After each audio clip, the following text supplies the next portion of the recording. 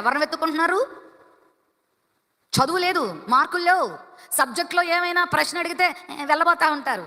చదువు ఎక్కట్లే, జ్ఞానము లేదు, కుటుంబ విషయాల్లో శ్రద్ధ లేదు, తల్లిదండ్రులు అంటే గౌరవం లేదు, మానవత్వపు విలువలు లేవు, నైతిక విలువలు లేవు, మొరాలిటీ లేదు మనుషులకి. చిన్న చిన్న వయసుల్లోనే అసభ్యకరమైన అశ్లీలమైన స్నేహాలకు అలవాటు పడిపోతున్నారు. ఎంత ముచ్చట చేస్తా నీ టీచర్లను కూడా మభ్య పెడుతున్నావేమో, పెద్దవాళ్ళను కూడా ఒకవేళ మభ్య పెడుతున్నావేమో. దేవుడు ఊరుకోడు. ఇక్కడ దేవుడు చెప్తున్నాడు, నేను యెహోవా సాక్షిగా ఉంటానంటున్నాడు. వివాహ వయసు వచ్చిన వారు ప్రాముఖ్యంగా చాలా జాగ్రత్తగా ఉండాలి బిడ్డ, చాలా జాగ్రత్తగా ఉండాలి. నాకు చాలామంది యవ్వన బిడ్డలు ఫోన్లు చేస్తూ ఉంటారు. అందుకే నేను చెప్పగలుగుతున్నాను, చెప్పాలనిపిస్తుంది, చెప్పకుండా ఉండలేకపోతున్నాను.